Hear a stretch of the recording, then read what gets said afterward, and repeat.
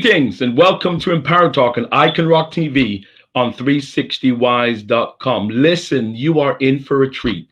My name is PJ Edmund. I'm blessed and honored to serve as the pastor and bishop of Timbrook Church International, also the host of Empower Talk, a show that's going to be relevant, that's going to be radical, that's going to be resourceful. We're going to bring you the world's message of empowerment to share about life, about success, about business.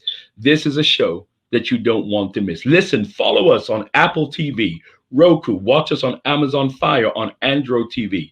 Check us out on all of those platforms. If you want to follow me personally, do that on all social media platforms on Instagram and Facebook and Twitter. Follow, just search PJ Edmund Sr. Listen, coming out of Camden, New Jersey, one of the kingdom's most prolific songwriters, producers, musicians, and just an all-around tremendous force in the kingdom. This is my first guest. Can I introduce to you? Get ready. Let's jump into this conversation with the Honorable Gary Diggs. Come on, join us. It is the Empower Talk, Empower Show.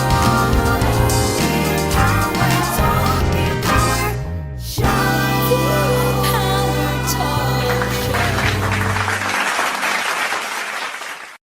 Welcome, Gary. We're so grateful to have you on Empower Talk today. How things going, bro? Bishop Edmund, I'm so glad to see you, my friend. How are you, sir? I'm doing great. You look amazing. Every time we get together, I know something's going to happen, and I feel it. I feel it in the air, and I believe that even what we're getting ready to share, Yeah. it's going to be amazing. Listen, there's so much to talk about. There's so much to share about. The little that I do know is that, first of all, I know you're a man of God and you're Yes, sir. influential. You have great vision. You've worked with the nation's best, the kingdom's best. I know you've served as a musician, a music producer, just a music composer. And I just love the fact that you have worked with the best. I mean, who can we talk about? Bishop David G. Evans. You've done work with Yes. former President Bill Clinton. You've done work with Allen Iverson. You've done work with the late Edmund Hawkins. I mean, God has blessed you Yeah. to connect with a group of individuals that they are movers and shakers in the kingdom. Gary, let's start here. What has shaped you? What would be the thing that you would share with us in terms of the work that you've done so far? What have been those moments that have shaped you to be able to do what you're doing right now? Well, I have to first credit my family, an amazing childhood, two Mm, amazing parents, my father and mother, who are both deceased, Bishop and Bishop and Mother Dorothy Diggs. They both were amazing people. They pastored church in the city of Camden, New Jersey, where I was cutting my teeth. right. And I was born in the church started in '68. I was born in '69. Emmanuel United Pentecostal Church. Shout out to Camden. Of And course. I'm actually named after the church. That's my middle name. A lot of people don't know that, Emmanuel. My parents named me after the church. I was born a few months after they birthed it. Wow. Wow. What an honor. Yeah. And so they didn't want to make that my first name. It felt like it would have been too much going on. I'm thankful they didn't do that either. Right. Can you imagine going through school with Emmanuel? Yeah, and then going to church. Where you going to, Emmanuel? Emmanuel, there's been too many Right. Right. E's going on. But with that early on, and being in a musical family where my Mhm. parents both play, my brothers play, my older brothers. I'm the youngest of five. So playing and doing music was just what we did. Mhm. We had curfew. You had to be on the porch before the lights come on, and then we were in church 4 or 5 days a week. So church is what we did. It wasn't even an option of what you're doing this weekend. What's on your schedule? Church. We going to like church. You know what I mean? So it was school, church, home. So and from there, I got to the point in the age where I said, once I get older and grown, I would never go to church again. Right. Because I tired of church. But then once high school and start playing for community choir, tri-state, part of Edwin Hawkins seminar, and then start at that point traveling. Had a song that I wrote called "Going Back" that was on Billboard, and it just went from there. And from all that road traveling, met a friend actually named Bishop David Evans through playing at a service, not knowing a few years later he would end up being my boss and hiring me. So let me put a plug there. Be careful how you entertain angels, because you never know How who will about end up taking care of you. So it's been a 20, 21 plus year relationship with Bishop Evans and Bethany Baptist Church. I've been with them for that long, and it's just been a great experience. Yeah, I've had some disappointments, of course, Of been course. mistreated, of course, been mishandled, but it's okay. It's all Yes. good because greater is He Yeah. that's in me than he that's in the world. And I tell anybody, if you just walk and trust God, it's no good thing he'll withhold from you. So yeah, it's been some disappointments and some things, but yeah, my start was from 438 Street, 438 Stevens Street, Camden, New Jersey, and Wow. here, 20 some, 40 some years later, I'm still in music ministry. So it's been a blessing, and I'm grateful, for all the people, artists, and you mentioned Allen Iverson. Here I go again, an angel unaware, not knowing that his fiance at the time was attending my father's church. Wow. It wasn't a Wow. big church, a church that Sure. seats a couple hundred people. Here, this guy's fiance was attending the church along with her girlfriend, who was a member of the church. I had no idea who she was, just thought she was another young lady coming to the service. I said, I want that one to come play at my wedding. And that's how I was able to connect with Allen Iverson. So that's another plug for a lot of young musicians. Think you got to get to the big church, got to get to the big house to get Right. Right. it doesn't happen that way. You don't need everybody. You just need the right body. And God can make it happen anywhere, right? Anywhere. It's a God thing. I mean, sometimes I know we try to make it about associations and networks, but really, I love this Psalms 127. It's one of my mantras. Except God build the house, they labor in vain to That's build it. So insane. Yes, sir. if God's not in it, God's in the large assembly, he's in the smaller assembly, and sometimes it's those unfamiliar places that God uses. But tell me something about, because I'm so honored and glad that you mentioned your mother and your father, because I Right. have strong passion to always remember our Yeah. ancestors and what they've done. Tell me about that relation. How did dad, how did Bishop and mom, how did they shape you? How for what you're doing now? What is it that you can share with our listeners about that relationship in terms of your future? They were very, I won't say strict. They loved us as children. Yeah, So yeah, church wasn't an option. It wasn't, do you want to go? Do you feel like going? Are you up to going tonight? Would you like to go to church with us tonight? No, no, no. It wasn't one of those. It was, we need you downstairs by 6:30 because we're leaving for church. You right. know, if our birthdays, you were in church. There was no Chuck E. Cheese at that time. Mom would bake a sheet cake, put it in the back of the station wagon, take it to church, and after church was over, the kids came in the back. Let's sing happy birthday. That was the birthday. There was no, we're not coming to church. But early on, just because my parents played, and I watched how my mother was structured and how she would discipline, and I watch how she flowed with my father. Because if he wasn't playing, he was, he pastored. So sometimes he would get on the organ or piano and play with her or whatever. But for the most part, I just watched her flow with him, as he went on, as she did pre-sermonics.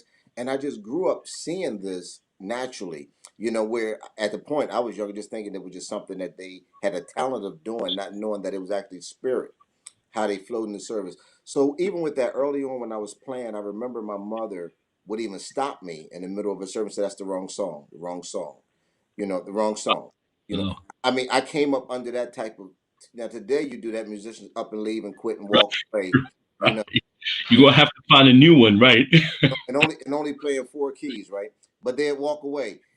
But that structure was what has girded me to be able to be on the road traveling now and being able to sit behind, a preacher and play because of the structure of watching her telling me how you have to flow and make sure you stay with the man or woman of God while they're up there preaching. So it was just those disciplines. We had a awesome choir ministry at the church. Our music ministry has always been very good. So we had a good choir. So I was able to just coin a lot of things from there. And then my uncle was disciplined with that. He was my mother's baby brother, and they actually honoring him with Wawa Welcome America this year. Oh, So it nice. was, yeah. So my parents just watching them. Like I said, they both played. They were both in ministry. They had been married, I guess, almost 50 years. So just seeing the discipline and structure where it came down to rehearsals, and even in our choir rehearsals, it was a worship experience. It wasn't just, we never believed in trends. We believed in flow. So it wasn't about singing the top five songs because every song is not for every house. Hmm. So every song, so I grew up learning that sometimes you need to go back and pull. There's not a friend like the lonely Jesus. Sometimes all the big latest songs are cute and nice, but it may not necessarily fit what your service is. And what I've learned over the years is not asking the Lord to meet me there, but beat me there. So once I get there, the Yeah, atmosphere is already set up. yeah, So when yeah, I walk in and the choir is there, and let's say we already rehearsed that week and have 3 to 5 songs already set, but if the house has shifted, that goes away. yes, yeah, I don't care if Diane got her hair done because she was scheduled to lead that song this morning, got her new outfit. Well, I'm leading my song and invite her whole family. You know how that go, you yeah, know. But when the service goes, and if I see there's another direction, then that song is gonna get held off, and we'll do something else. So, but right, yes, so part of my early development was with some, I will call them soldiers, you yes, know, and yes, problem with disciplining me, and had no problem with sitting me down. You know, yeah, trying to play a Stevie Wonder lick during offering, dun, dun, dun, dun, dun, dun, da, da, da, da, da, da, da, da, dun, dun, dun, dun, dun. I remember trying to play. I was playing that in the middle of a song, but my parents did not allow R&B in the house at all. So I don't know what made me think if I couldn't play R&B in the house, I definitely could not play it in the house of God. And in the middle of offering, mother stopped the service. And she said, I'm sorry, Brother Gary. I'm not sure what is that y'all up there because I had my band, my box haircut, my gazelle glasses. And she said, I'm not sure what that is you're playing, yeah, but it doesn't sound like something we should be doing in the service. I even see the deacons over there moving and bopping around. No, no, that's not what we do. This is the Lord's right, house. So right. I understand. I really understand. It was never to embarrass me or hurt me, but she wanted to make sure that I reverenced and understood the house of God. And this is so key, Gary. What you're saying is so amazing because I think for young musicians that are now coming up in ministry, what you've just shared with us, what you've been teaching us so far, is that you were involved in an atmosphere of Yeah. flow and structure. And many times, if you don't understand the history of a thing, if you don't know where it's coming from, you'll never be able to value it and treat it the way that it should be. And because of and I'm a believer as you are that environment is everything. The Yes. environment that you're raised in, even though you may not know that's what's happening. I love the relationship between Paul and Timothy, and Paul Yeah. had to point out to Timothy, listen, there's something in you. You don't even know it's there, but I'm persuaded it's in you. It's an unfeigned faith. And sometimes what I believe musicians need to understand is that you've got to stay in an environment Yes, sir.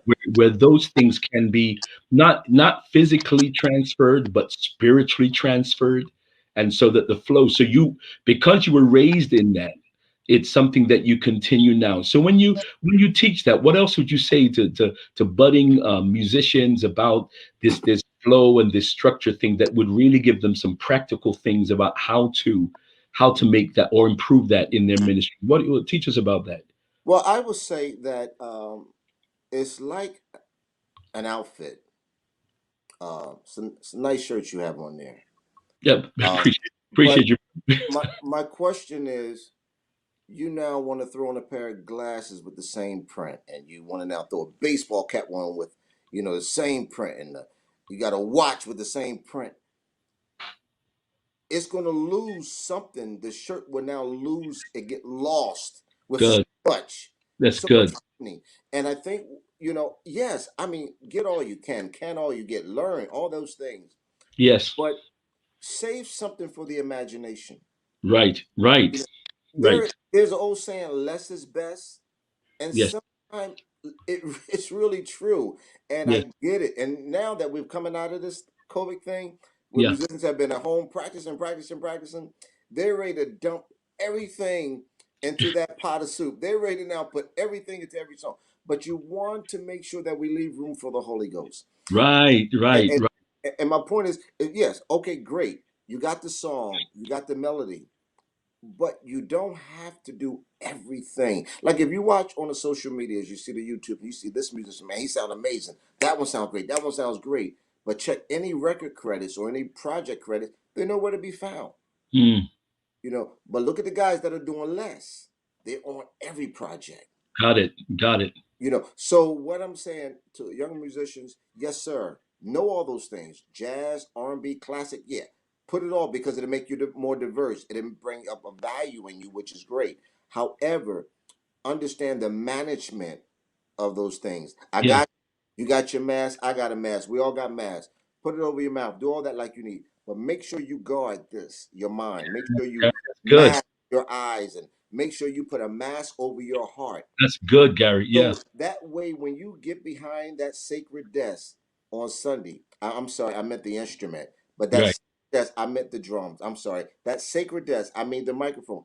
That sacred desk, the keyboard. I'm sorry, the sacred desk, choir director, wherever you find yourself at, make sure that that mask Yeah. is on your mind, is on your eye gates, is on Awesome. your ears. So when you come in, you're so in tune. You know, I think about even with David uh, when David refreshed Saul, just think the ability he had give me the ability to be able to refresh. Right. Right. Right. So you mean to tell me? I remember going to church as a kid, and I would watch people come out and literally stagger to their cars. And they would just be standing there. Service is over, doors are locked, everybody's leaving. You all right?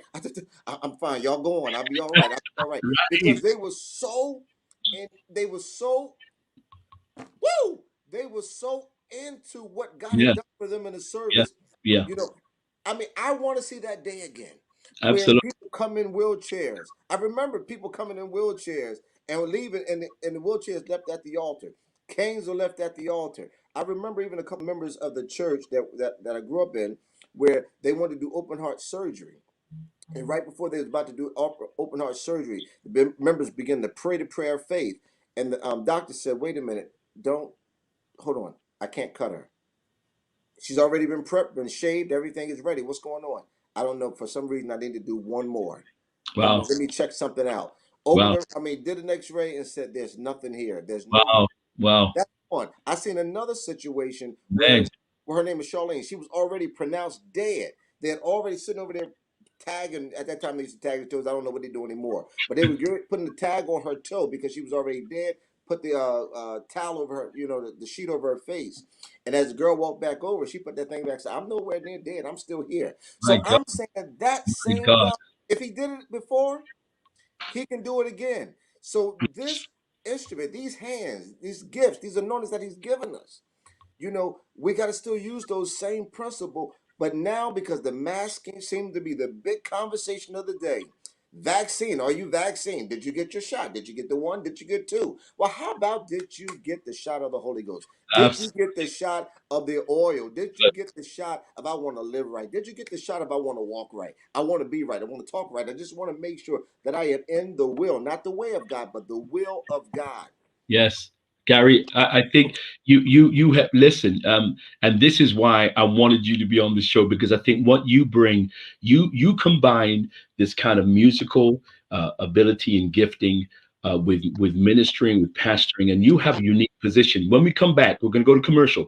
When Yes, we sir. come back, I want to talk to you about what do musicians need to look for when they look for a mentor because this is one of the Wow. things missing in the kingdom is Yeah. finding good mentors, Yes, finding good sir. fathers. I think your inbox should be blown up because you to me are just a man of such wisdom, and God has brought you through all of the crazy. We know the crazy comes Yeah. with it, Yeah. but Come. has prepared you to be a blessing to others. Let's go to commercial. We'll Yes, be sir. right back with Gary Diggs. Follow the conversation. Welcome to Empower Talk. We'll be right back with you. Bless you.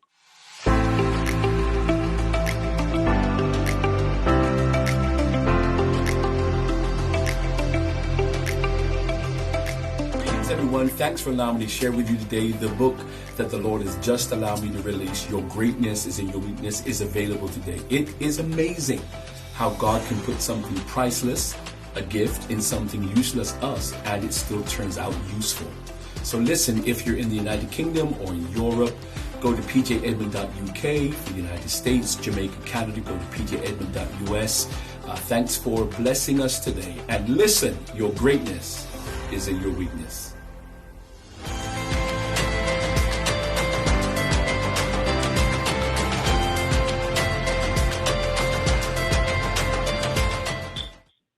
Welcome back, everyone. We just come from commercial. Listen, I'm still talking to Gary E. Diggs, Gary Emmanuel Diggs, and we've been talking Bless you. about Bless you. this whole ministry issue. Listen, we before break, we started talking about this, the ministry of mentoring and how key I think it is. I mentioned before the relationship between Paul and Timothy, someone that had the best intentions for Timothy, the Yeah. best intentions, not trying to abuse their position, not trying to do anything negative. What are the characteristics? What are the traits, in your opinion, because you've been around the industry, Yeah. you've been around the church? What should, if someone is praying, if there's a musician that's on saying, "Man, I wish I had someone like Gary to talk to," what are some of the things that guys should be looking for, men and women who are in music ministry, in terms of seeking someone just to be accountable to as they grow in their ministry, as they grow in their craft? What would you say about that? First, I have to say to the mentor before I address the mentee, um, we have to be healed. You know, there's a saying that hurt people. Yeah, Uh, yeah, those that are bleeding end up bleeding on others. I still don't understand that paradigm. That if I was hurt, if I was abused, if I was mistreated, why would I take that into the next generation of music? right, Um, I get it. Gary, how can you help me? You had a father, an amazing father. You had two grandfathers, two amazing grandfathers. You have two amazing older brothers. You have uncles. You know, you've always had a right. pool of Yes, solid men in your household, inside the family. So when it came to working on the road with various artists and pastors and preachers, Gary was not in need of a father. I wasn't in need of a big brother mentor because I got that at home. I was just in need of work, if that makes sense. But I think what has happened, sometimes the lines cross, it gets yeah, blurred yeah, because I realize we do have some of our guys that have not had a father, or in other words, they were there for the act for that child to be born, but they have not been up to the challenge to parent. right. Good, So, so good, you have a generation of guys that, yes, sir, when they come to the service and because they come unfathered and not ever having that cover, they look for that. And sometimes the preacher, they look for that sometime in their minister of music. They look for it into their band director or whoever that male figure is that seem to be that ideal of what a good man or father should be. But then when that person violates them, or then when that person disappoints them by right. something they've heard or whatever, then all of a sudden there's no good men in the church. They're no good. I can't find them nowhere. No, it's the fact that you were looking for what you needed, but in the wrong place. Yes, So yes, what I find that this word, this Bible is so awesome because it is a lamp unto our feet and a light unto our pathway. And I say this as I encourage any young musician, man, woman, boy, girl, that as you are growing in this, understand, don't flirt with something that doesn't seem where you need to be. Because let yeah, me tell you one thing about sin. Sin will take you farther than you want it to go. It will yes, keep you longer than you want it to stay, and it will cost you more than you were willing to spend. That's what sin would do. So absolutely. as I was growing up, my parents would always say, if you're not interested in that person, then don't look. If you're not interested in a certain thing, don't flirt with it. So I encourage any of the younger musicians that are coming up, getting started, and I get it. You want mentoring, you want to, sit under someone so you can learn and coin your style. But you need to first of all make sure that you are connecting and able to understand your identity of who Yes, you are and yes, whose you are. So you can have a better understanding of who you're seeking after or who you're trying to, connect yourself with. Iron sharpens iron. yes, So, absolutely. so my thing is because I'm into growth of music ministry. I'm into growth of now Arthur, and I'm trying to do books and trying to understand this as things that I'm working on, stage plays, various things that's coming through. I have to now spend time with those that have one done what I've done, those that are doing what I'm doing. So I can't spend my day hanging with a bunch of guys shooting basketball. And I'm saying that as a generic thing all the way around. You've got if you're trying to head somewhere, you've got to find yourself connecting with that type of Yes, yes, lane to yeah. get you. Got to go. From the moment I've met you, Gary, I felt a synergy because our journeys are similar.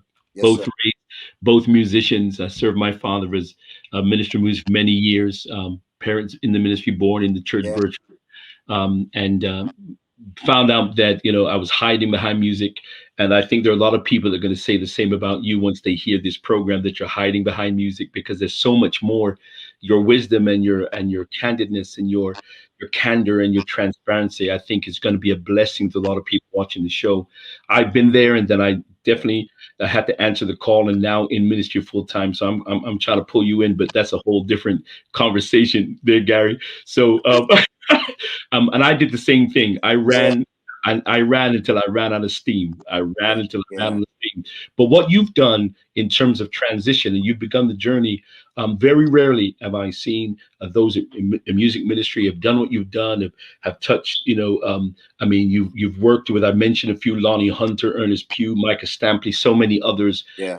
You're the music minister at a 20,000 member church in New Jersey. I mean, you've done so much, but very rarely have I seen someone then move from that experience into becoming an author. So I want to talk all about this book of yours, which I think is such a blessing. The Broken Key, Yes, sir. Restoration of My Life, played on a Shameless plug, right? Okay, okay.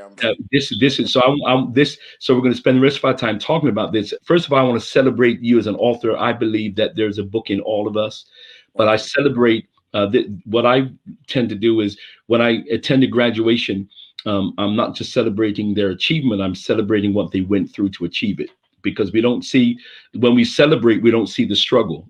So Right. the graduation day does not describe all the days that they felt like quitting, giving up, throwing in the towel. So I want to celebrate you, man of God, for Wow. hanging in there with the process and finishing the work, so that we'll have something to talk about. But let's jump into this. Give us the backstory and the history on the Broken Key. I want musicians and leaders and producers and anyone that's involved in the music ministry throughout the kingdom to understand that this theme and this book applies to so many individuals, actually in and outside of music. But you're speaking to a wide audience.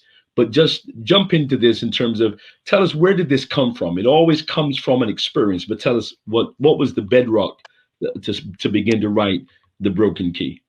Again, thank you, Bishop, for even having me on. I'm humbled and honored by this invitation. I was on the road, and as you mentioned, I travel with my pastor, and for over 20 years now, and we happen to be on a road trip, and I'm not sure what city, because we do a lot of cities. The city I was in, I recall waiting for Bishop to go on, so I'm sitting on the side, and I'm watching this guy play. He sounds amazing. He's playing, and I'm like, wow, this guy's really killing the keys. So when I got up to play, three keys were missing: middle C, middle E flat, middle E. Three keys missing. And I look over at him like, dude, what? I'm thinking he just broke the keys. So he said, I'm sorry, I talked to you about it after church. So of course it affected every, my plan, because no matter where I went, I want that C, E, and E flat. I need those keys. So it didn't dawn on me until after service. I talked with him, and he said the they won't give me the budget to get the keyboard fixed. And you and I both know keys only cost about $25, I guess. I don't know what called to repair them, but it doesn't cost a lot of money, is what I'm saying. Um, so it didn't hit me until the roads and everything got closed down, and I was home. And I said, I know what happened. The reason why this guy sounded so amazing on those keys is because he had got comfortable with his Wow, own brokenness. wow, Gary, And when talk. I the Yeah, play, because I could not, because look, listen, I don't care, how many figures are sitting in your bank account.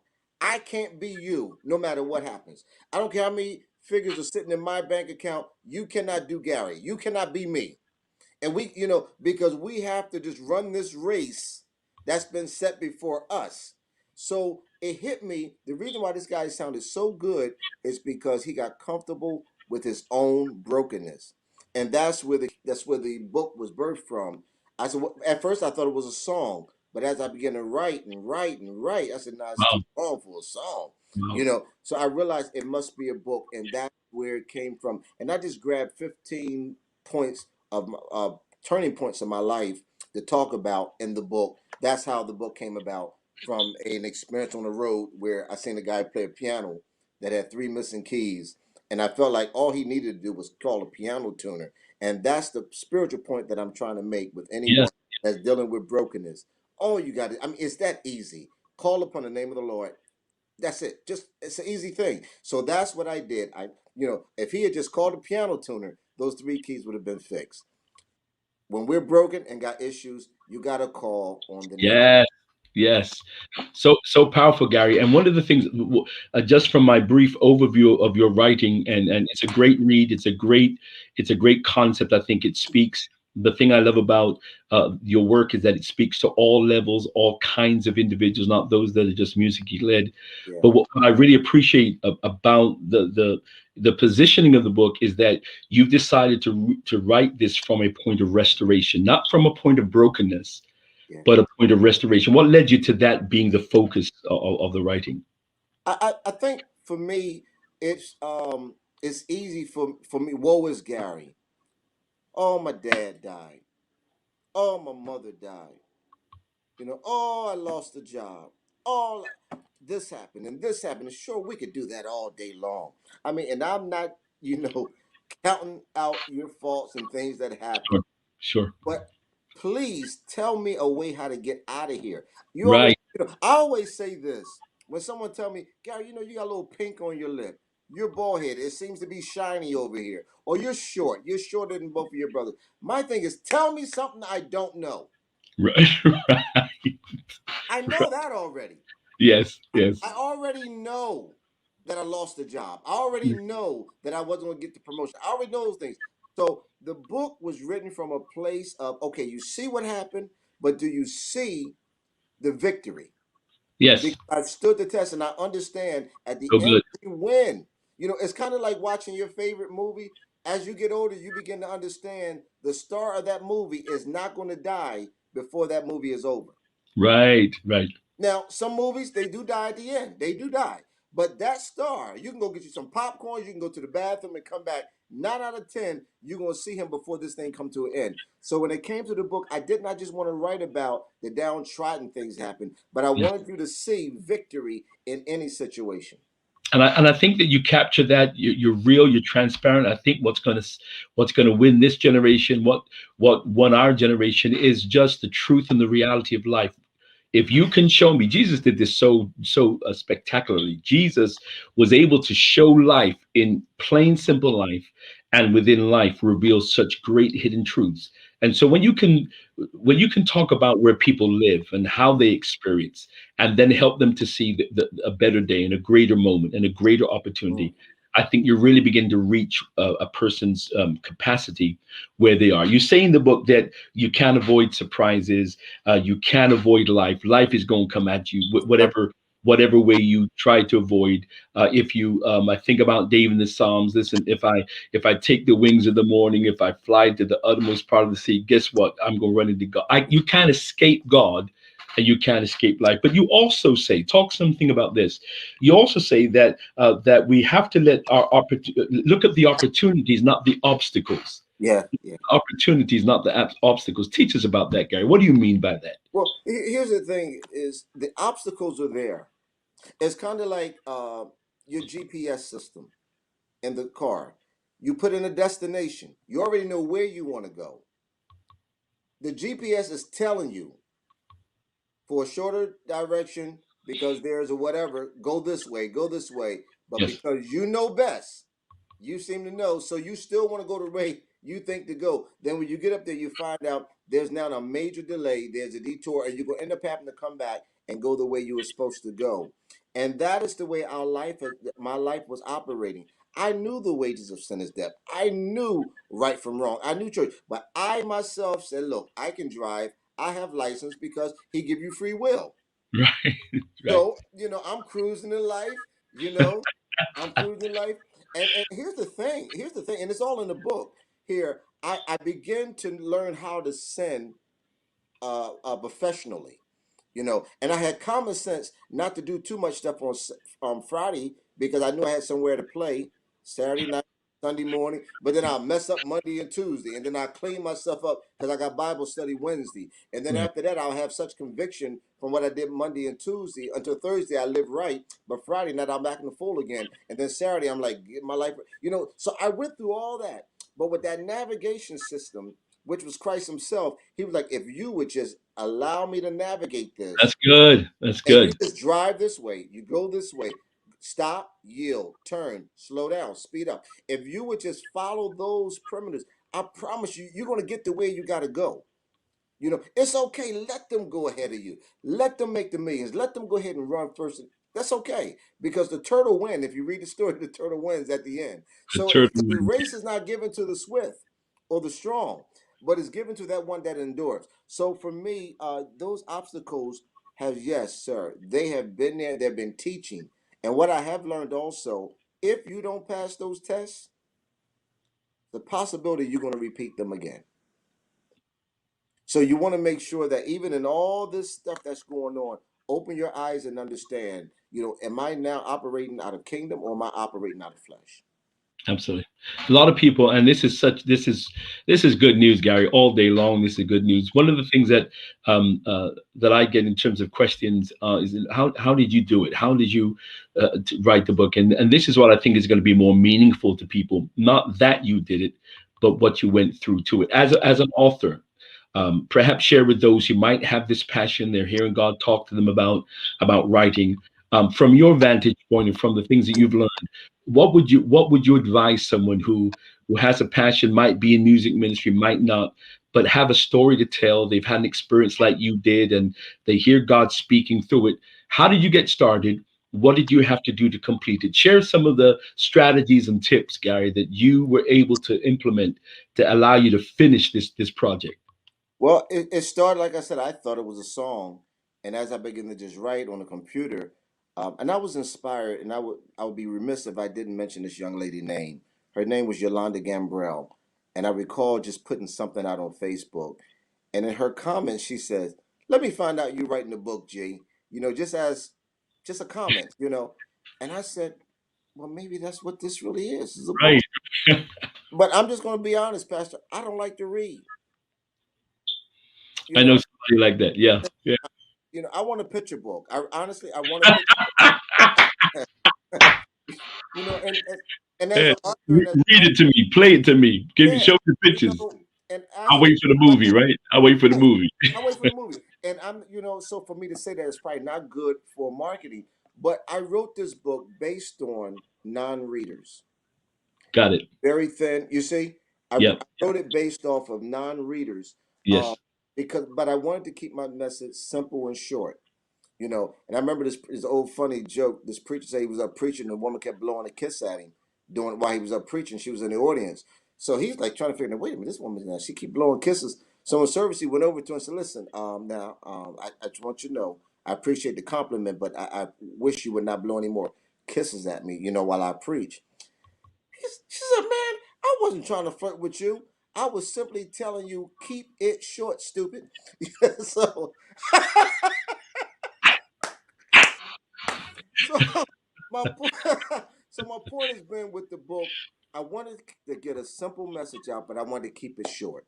Yes. Yes. And how this came about, it just formulated, and then just in talking to people that have already written books, sharing with them some ideals and saying, hey, I don't know whether this is a book. And then from there, and the advantage that's here today is Google. We didn't have that Yes. Yes. years ago. So you're able to go on there, and of course I sought counsel from my bishop because he's an author of Healed Without Scars. He wrote great books. Yes. I'd have been foolish not to talk to a great successful writer. Absolutely. That's Oh, good advice. That's good advice. Yeah. duh, that's common sense. You talk with someone that's done this. So I tell, okay, so you say, okay, Gary, but you have access to talk to someone like that. You may not have him to talk to. However, but you do have Google. You do have Google where you can sit there and say, okay, I just wrote a book. What do I do? Who do I talk to? And then from there, you seek out various companies that would be willing to publish if you want to do self-publishing, or you find a publisher to do that. However, I always say this is when you do have to read whether you want to or not.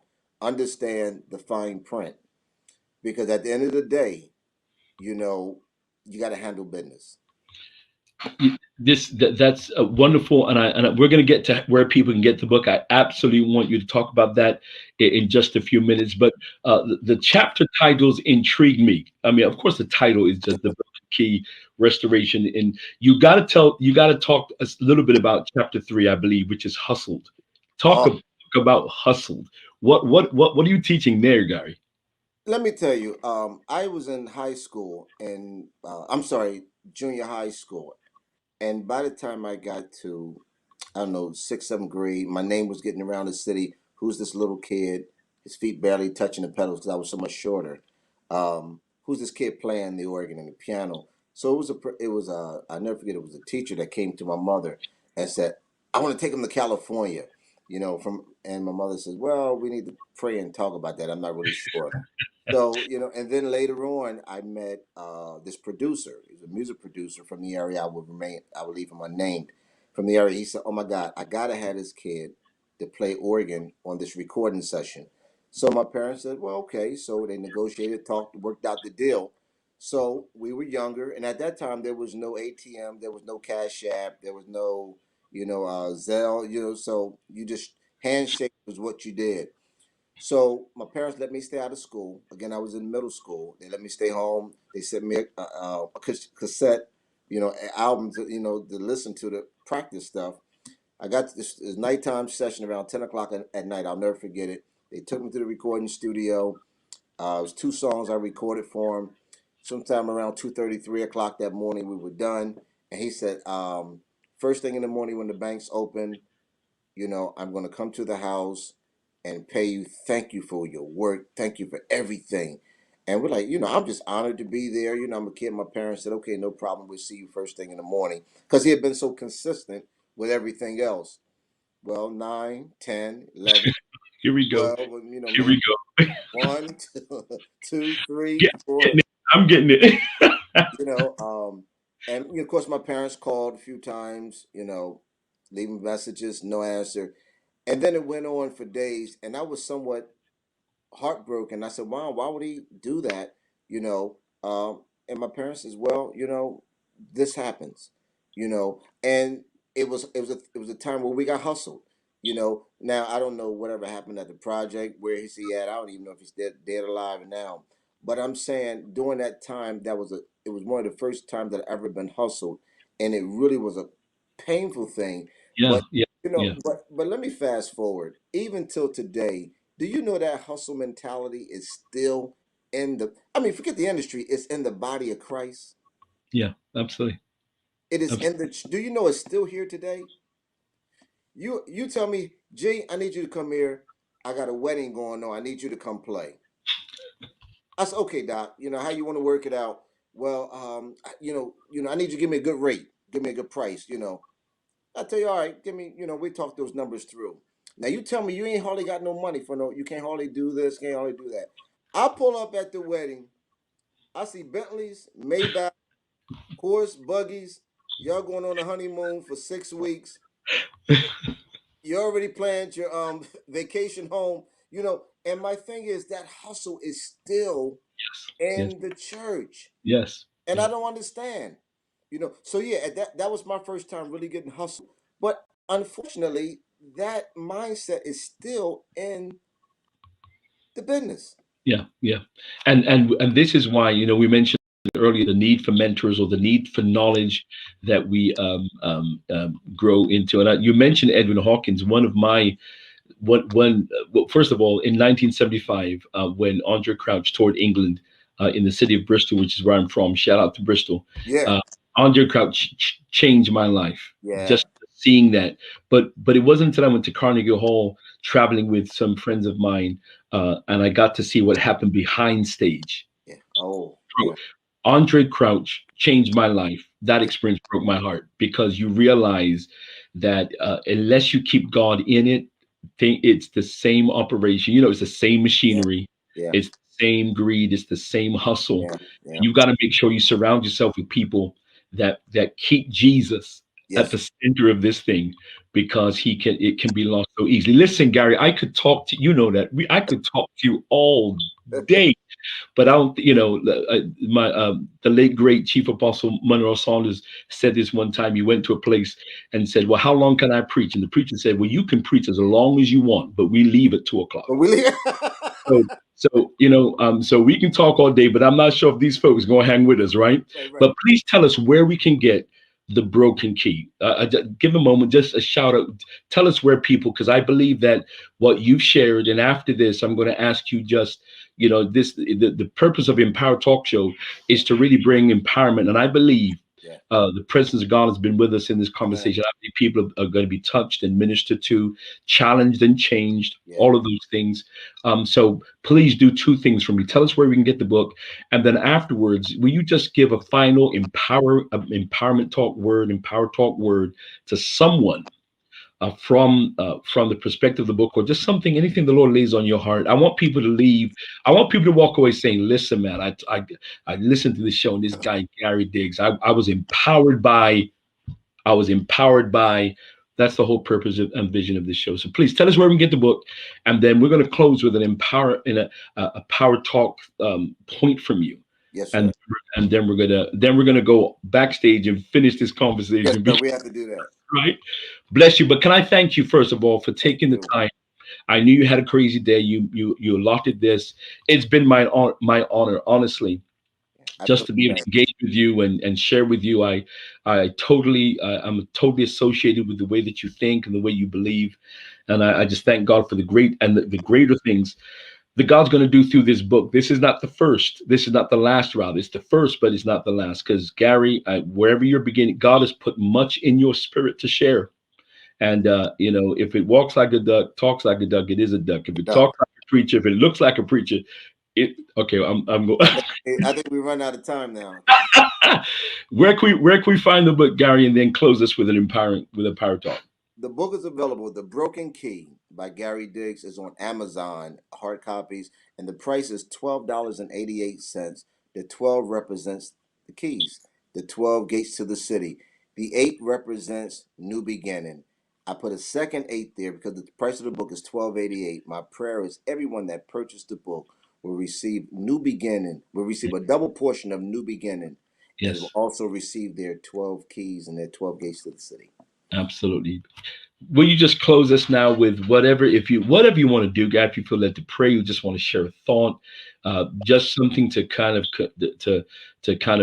just overview and confirm and conclude what we've been talking about today. It's been awesome. There's so many. I don't know what you're going to point to. There's been so many things that you talked about, but I've been blessed and impressed and inspired by what we've shared today. And just please, just close us with Empower Talk. I would just say that I get it.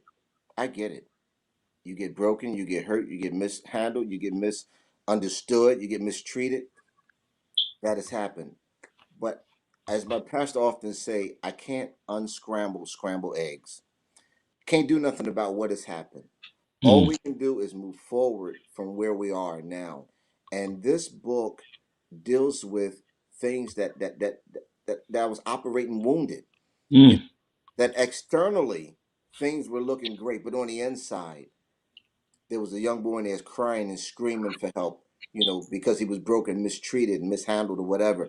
However, I had to learn that at the end of the day, I'm going to have to call upon God Himself to help me, to heal me, to forgiveness. You got to get all that stuff out of you, mm. because it just does nothing for you but cause, you to just be, harbor and be a bitter person. So with that, I'm saying to you that I encourage you to seek His face and know that this is not the end. I get it. It sounds such a cliche. You've heard it all the time, but I promise you, if you would stay in the face of God, your latter would be better than the past. So powerful. Gary Emmanuel Diggs, author of The Broken Key, Restoration of My Life, played on the broken key. It's been my honor to have Thank shared with you today. Thank you, Gary. Blessings to you and your family. Blessed to you. Love you with the love of the Lord. Love you too, man. Talk to you soon. Come on, join us. It is the Empower Talk, Empower Show. Empower Talk, Empower Show.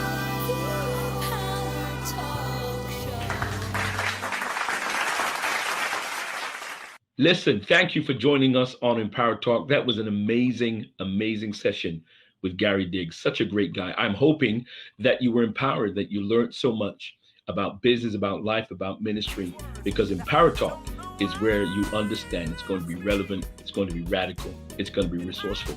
Listen, if you want to be a guest on the show, send an email to icanrockent.com, and we'll be so blessed to be able to honor and coming. We are looking to empower people and to make this show relevant. We'll see you next time on Empower Talk with PJ Edmund.